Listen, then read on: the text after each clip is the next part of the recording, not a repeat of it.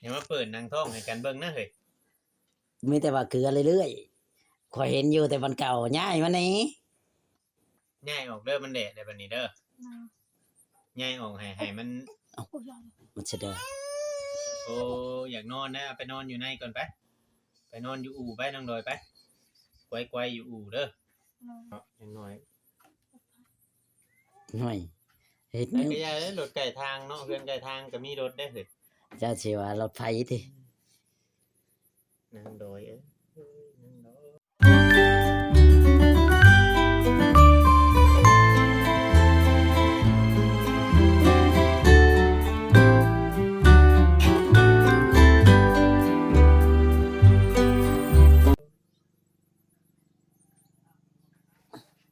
สิว่าแนวใดพี่น้องเอ้ยกับนางดอย ว่าไป เป็นอยู่ ไปเรื่อยๆนี่แหละพี่น้องเฮือนเพิ่นก็ได้บ่ได้ยังจึกบือเพราะนั้นอยากหลอกไว้แล้วว่ะคือคนสิเข้าบ่ได้คันคนจะเข้าโอ้ยเมื่อยน้ำนางลอยเด้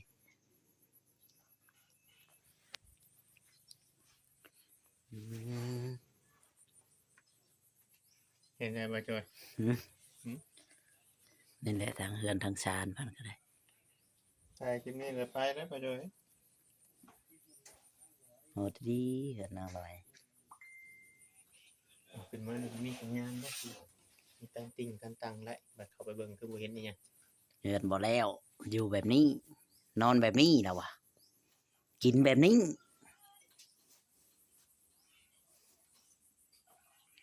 ไม่สาวตากผ้าก็มันมีบันชอนนะฮะหาเชือกเอาตะปูแล้วจะหน่อยก็มีแป้นใส่นะครับต้องเอาออกอีกแล้ว ต้องเฮ็ดแบบใหม่ ต้องเห็นใหม่ เพราะ อีก ว่า แล้ว เราบ่มาตอกแต่เจนตัวนี้ จะจริงมาต่อ เพราะเราเฮ็ดก่อนเด้เฮามาบ่ทัน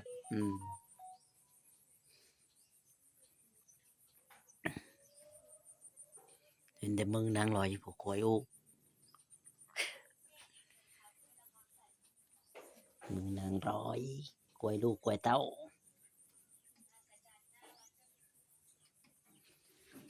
เงียบเนาะเฮือนมันบ่แล้วเลยเงียบ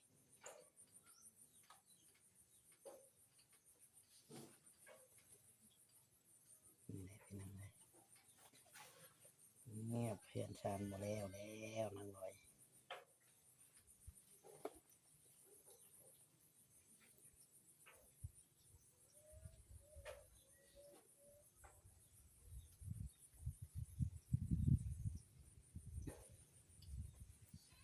บ่ได้แล้วว่าในได้มื้อนี้ว่าเจ้า เรามีเวียกเราว่าได้ยินแต่ว่ายังบ่เข้ามานี่แหล้ว ป้านางดอยแล้วเนาะ บอกนางลอยในเด้อล่ะว่ะบอกนางลอยกับไอ้เกิง ปรับปรุงตัวเองใหม่เนาะ แม่นให้ปรับปรุงเลยก็ ผมมานั่งพี่นางดอยบัดนี้ลูกนอนน่ะยังบ่ เห็นบ่ค่อยยังว่าเฮือนบ่แล้วบ่มีเงินล่ะว่ะเราว่าแบบนี้ จะยอมบ่ เรายังบ่มีเงิน สงสารนะอยู่พี่น้องเนาะเป็นสิว่าแน่ได้นั่นแหละสิว่าเข้ามาก็มาช่วยกันนี่ได้พี่น้องก็ช่วยกันถ่ายให้มันแล้วให้มันสำเร็จภารกิจถ้าภารกิจทีมงานหรือว่าหมู่คู่สำเร็จนี่ก็ ดี บา ใจ งเทื่อบางทีก็อาจจะบ่ได้เข้ามาโดนๆมาเทื่อนึงมาเยี่ยมมายามว่า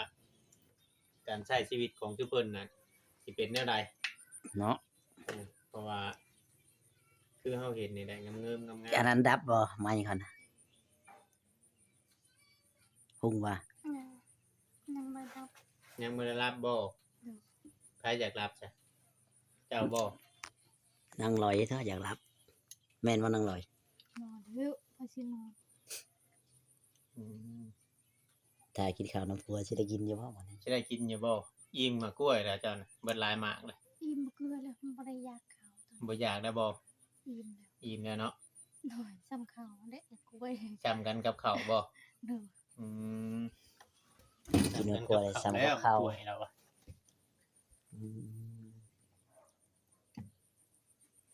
แค่เยอะลูกสาวบอกมา ลูกสาวเงาะไอ้ได้กินมะกล้วยหมดปะ คือมื้อนั้น คนเด้ ซื้อให้ บ่นุ่งมาแล้ว สองก้อนเด้ อ่าเท่าของหมักนางลอยครับเขียวจีปาเต้บ่ เขาจีให้แล้วเอาไว้ให้ลูกคอยบ่ได้กิน บ่ได้กินบ่ อุ้ยมันซื้อนมบ่หลาย เช่นนมบ่ล่ะ เจ้าก็บีบนมเจ้าเพิ่ม เออ โอ้ยบ่แล้ว เป็นจังได๋คือว่ามักนมแท้ มันบ่มัก บ่มักบ่ บ่มักนมคอยนี่ เป็นนมเมย์ได้ มักนมหมีบ่นางดอยมักนมตามีพี่น้องไอ้นมตาคนเพิ่นบ่มักเนาะ เดี๋ยวว่าใช้นมบีบจะนะมันยังแซ่บ ไว้ให้บุญมีกินผู้เดียวเนาะ เด้อ อืม กล้วยนี่คอยกิน อืม กล้วยนี่ใครนี่ แค่นี้เนาะแซ่บเนาะ ลูกกินนม อืม มะกล้วยแล้ว เขา ปะ กินอันนี้ลูกเขาไปจิบทองบ่ ใช่ มะกล้วยสิเจ็บท้องไหนได เจ็บท้องนั่นได้กินมะกล้วย งอยันจิบทอง กินมะกล้วยก็ว่าเจ็บท้อง เอาดีอ่ะเอาดีอ่ะแม่งดีฮอดกะมะกล้วยเจ้าสิกินฮอดกะมันบ่เดือน บ่มันเสียบ มันแซ่บ กะมะกล้วยชื่อก็ว่าแซ่บบาดนี่ โหดแท้ดังหน่อย กะมะกล้วยชื่อนางดอยก็ว่าแซ่บจักความสิว่าน้ำแล้วพี่น้องกันเนาะ กิน บัดมานี่สิกล้าบอกผัวอยู่บ่นี่ มันมานี่ แม่ กล้าบ่ กล้าอยู่บ่ กะ กล้าบอกเราให้เราปรับปรุงตัวเองใหม่ย่านเฮือนเฮาบ่แล้วจะเว้าสิเด้อ เด้อ เพราะว่าเจ้าเฮ็ดบ่ถูกใจชุมเพิ่น เด้อ บ่ถูกใจชุมเพิ่นบ่ถูกใจ FC แม่น แต่ให้เฮ็ดจับดีให้เฮ็ดคือตอนนั้นตอนแรกๆน่ะคือตอนอยู่เฮือนเก่าบัดมาอยู่เฮือนใหม่แล้วบัดเฮ็ดไปทางใหม่คือข่อยถามมาได้ว่าถามว่าพ่อได้บ่ซำนี้แหละอาจสิเอาซำนี้บ่คือสิเอาให้มันแล้วเฮือนนี่คือว่าแนวใดเข้าใจอยู่บ่ก็บ่ ในใจนี่ต้องให้มันได้ไว้ ในใจเอาให้มันแล้วเอาให้มันแล้วก็ต้องขยัน ตอนนั้นเลยคอยบินหัวตอนนั้นอยากหลบ ตอนไหน ตอนจะมาตอนจะมา ตอนข่อยเมื่อ โดน เป็นแนวใดคือว่าวินหัว ตากแดดตากอันนี้ข้อยอยู่ไผบ่สุก อยู่ไผ ไป บ่ บ่ สุ สุ ก ก ยันเลือดขึ้นมา ยันมันบินหัวเด้มันบินหัวเร็ว วินมื้อนี้บ่ แต่ผัวคอยไปหั่นเด้ ตอนผัวจะไปนะ โดนบิน ตอนจะอยู่ผู้เดียวนะ ตากแดดตากแดนตากฝนนี่บ่ได้คอยอยากลม อืม บินหัวเด้ มันถึงอายผลน่ะบ่ได้รถ โอ้บ่ได้ คือไปสอนอันแย่งแข่งผลกับลูกสามมื้อน่ะ นั่นแหละคอยบินหัวหั่น อืม โอ้ยตากฝนก็บ่ได้แดดก็บ่ได้ จากผลก็บ่ได้แลดก็บ่ได้ บ่ได้ตายแดด ตายเองเด้ไปสิเบิ่งลูกบัด ไปสิผมพัวแล้วบอก เอ้าผัวก็จักแนวใดจะไปมา เอาพัวไปประมาณ ผัวก็พอแต่ฉันนั้น ฟังเจ้ามั่นใจ 100% อยู่ว่าสมมุติว่าเจ้าบ่อยู่แล้ว สมมุติว่าบ่เห็นเจ้าแล้วผัวเจ้าสิเบิ่งลูกเจ้ากุ้มนี่เจ้าว่าสิเบิ่งกุ้มอยู่บ่ จะมั่นใจบ่ อ้าวพี่น้องพี่มี ฮะ พี่น้องนั่นแหละอ้าว สิให้พี่น้องบ่ ปลานั่นแหละ เจ้าว่า คอยบ่ให้คอย ผัวเจ้านี่เจ้าคิดว่าบ่กุ้มบ่ มันคืออันนี้พัวคอยมันมาอยู่หรอกคืน มันสิไปอยู่ไส มันอยู่พุ่นอยู่ลุงคอย บ่ คืออันนี้เลยมันปะแล้วมันคอยตายนี่ลี บ่มัน มันคอยยังบ่ได้ตายนี่ ไว้ให้ลูกเนาะ บ่ได้ตาย ไว้ให้ลูกสิ่งของนำนี่เนาะทุกอย่างสิ่งของนำนี่ทุกอย่างนี่คือว่า ของลู เป็ ก นของลูกเบิด อืม นับตั้งแต่ที่หลอกที่ดิน นี่แห อั ละ นนี้แล้ว เฮื เพื่ อ อน น หลัง นี่ นี่ ผู้ใหญ่เพิ่นเฮ็ดให้ อันนี้คอยคิดในใจนี่ให้ลูกแล้ว บ่ได้คิดในใจได้มันเว้าความจริงได้อันนี้น่ะ ความจริงกันแล้วว้าวนี่ว้าวไม่ใช่ แต่ว่า100% นี่คือว่าในคิดนี่ว่าผัวเจ้านี่เบิ่งบ่กุ้มอยู่แล้วเราสิเอาให้เอ้ยน้องเบิ่งอยู่แล้วลูกเจ้านี่เนาะ แบบนั้น แบบนั้นบ่น้องดอย เนาะ อืม นี่แหละคือให้บอกนั่นแหละมีแต่ว่าพ ทาง ยายาม เอาเนาะ พยายามบอกเราให้เราปรับปรุงตัวเองแต่บ่ให้เดินหนีทีมงานเด้อ เนาะ คำเห็นทีมงานมาก็ให้มานั่งโอ้นั่งดมไปแต่บ่ได้ได้เด้อเฮ็ดแบบนั้นบ่ได้บัดนี้จับไปเตะไล่โลดจับไปเด้อจะกล้าอยู่บ่จับไปเตะไล่ นี่แหละพี่น้องเลยเนาะ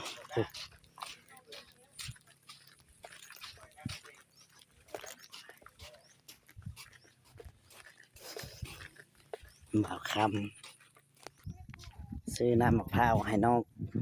ลอยกำลังบุญเพ่งแนวเลย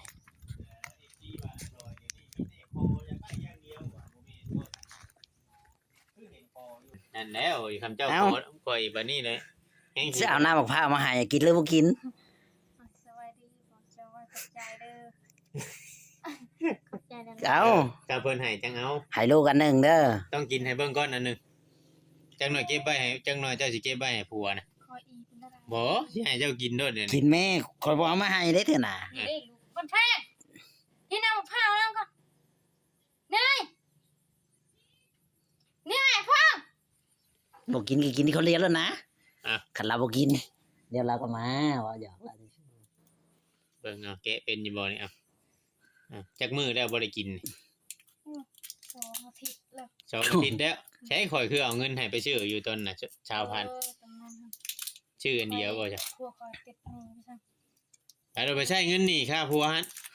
ติดหนี้ บ่จุบน้ำข้าวซัก เราประสบซะ อ๋อได้อันเดียวบ่ อันเดียวให้มันเพ่งกินซะ อืม มันบ่อิ่มแล้วคอยกินมัน โอ้ยเนาะ ในอันเดียวช้ อันเดียว นั่นแหละก็บ่อยู่ปานนั้นว่ายืมเงินข่อยว่าอยากให้ว่าสิได้มาง่ายมันบ่ได้ง่ายมาคิดเบิ่งว่าเจ้าภาพเจ้าของบ่ได้ไปหาหยัง ำแมน เจ้าฮู้อยู่บ่เรายืมเงินข่อยมื้อนั้นเราบอกเจ้าอยู่บ่ บอก ฮะ ไม่จักแล้วเขามาเห็นเหมือน 50,000เรายืมไปยังมื้อ นางลอยบ่ได้รู้จักหยังดอก บัดนี้แหละเราเว้าว่า เจ้าว่าเอาเงินให้เรา150,000มื้อไปเพื่อนดีมื้อนั้นเราว่าเจ้าบ่ได้ให้ แม่นบ่นางลอย ให้ไปเห็นแล้วมาให้ เจ้าให้อะดีบ่ ให้ดิ เราคือมายืมเงินนำข่อยอีกจ้ะ เออ อะไรนั้นหมูบุญปลูกแคน มัดเทานั้นกันไพ่ เจ้าให้ครั้งนี้เงิน คักนี้ หากแต่ว่าเรามายืมน้ำข่อยแล้วว่าอย่าไปให้ค่าประกันภัยเราบ่ ซื้อยังไงคอยซื้อปิงนัวกับมด บ่ อีหยังมะเขือกับมด มะเขือมะเขือก็ว่ามะเขือนะมะเขือ มะเขือฮะ เว้าในไรเนาะ คอยซื้อเจิงเห็ เอน ต อ ลาดน้อย บุญ ลูกอยากกิน บุญ น้ำ เพ็งบ่เข้ามาเลยมื้อนี้เนาะไปเด่นติดหมู่แล้วบ่เข้ามายามันมีแต่ว่าป้าไว้มันกินมาแต่ยังให้เรากินน้ำดา แม่น เป็นอะไรมีแห้งบ่ มีแห้ง มีแห้ง กินหมดอยู่บ่นั่นน่ะ มาหมดแล้ว เป็นอะไรเฮ็ดคือบ่แซ่บแต่มีแห้งเลยชีหน้าเฮ็ดเจเวจะว่าแท้ แซบอยูกินน้ำมะพร้าวก็คือกินเลย เฮ็ดสิอยู่คำแซ่บแซ่บเฮ็ดสิอยู่ แซบแซบ โอ้ยนางดอย เราประหยัดกินนะเราอย่ามันหมดอย่าให้ลูกกินนะประหยัด คือ มั ว่าน ลูก ตอนนี้นั่นเจ้ายังชำนี้ ชำหนึงบัดเพราะว่าบุญมีใหญ่แล้วก็บุญเพ่งใหญ่เนี่ยโอ้ยแฮงสีนะถ้าเฮาบ่ขยัน ต้องดู ถ้า เด้อ ขยัน น้องลอย ต้องปลูกหมากพริกหมากเขือมายังแหละเวลาบ่มีคนเข้ามาหาแหละให้เอาหมากพริกหมากเขือนั้นไปหาโคไปแดกไปขาย แม่พังอยู่บ่ว่า มือคอยสิเฮ็ดทาน ผัวเจ้านะสิเฮ็ดทาน เฮ็ดทาน เฮ็ดทานไปขายบ่ คล้ายๆอยู่เมองชนพุ่น ให้มันได้ยังคือเว้าเด้อผัวจะเว้ากับเจ้าบ่ คัดคอยนี่แหล้ว เจ้าเราสิเฮ็ดอยู่ใช้เราสิเฮ็ด เฮ็ดอันนี้แหละ เฮ็ดอยู่ เองนี่แหละ อ๋อมาแล้วเฮาจังเห็นเนาะบ่จ้อยเนาะ แม่น เฮ็ดทาน ได้หลายๆก็ เสี ข้า ยว ข้าวทานพอได้ คำผัวเจ้าอันดุอดีนั่นบ่ไปขายอยู่เมืองชนก็ได้มาหลายๆถ้าถิ่มจะรถบ่ลาวเมื่อนี่ก็ได้ อืม สิเอาเมื่อขายให้แม่นหยังดอก ดู เนาะ อืม คะแนนเฮ็ดให้เบิ่ง แคลมดู ย่านเว้าซื่อนะ เว้าแล้วต้องเฮ็ดได้น้องลอยอันนี้น้องลอยเว้าผัวยังบ่ได้เว้า แม่นผัวเจ้ายังบ่ได้เว้าเจ้าเว้า ผัวเว้าแล้ว เว้ากับเจ้าบ่ เมื่อคืนนี้เขาสิเฮ็ดทานเสียข้าวทาน อืม ทางบ่ลาวเอาไปเอาเขาสิขาย บ่ยากดอกเฮ็ดโลด อืม เวลาบ่เอาก็ข่อยสิเอาเองทำเฮ็ดน่ะ ดู ข่อยสิซื้อบอกผัวเจ้าเด้อผัวจะมาเด้อ ดู บ่เวียงให้เจ้าเฮ็ดทานสิดอกเราสิซื้อเขียวเด้อ อืมเขาก็อยากได้อยู่ เ มาจอยก็สิชื่อน้ำบาด ชีเฮ็ดแล้ว ให้เพื่อนเร็วก่อนตัว พุ่น ฮ่า โอ้ย ไปเรื่อยๆบ่ เว้าไปเรื่อย ชีเฮ็ดทาน เอาตัวนี้ให้มันแล้วก่อนเด้อว่าสิบอกเด้อ โน โยดินแห่มา ๆให้มันแล้ว แล้วก็เฮ็ดหัว อืม โน เฮ็ดหัวเฮ็ด2อย่างนี่ให้มันแล้วก่อนอันจังสิให้ปลูกมักพริกมักเขือมักแข้งมักหยังไว้กิน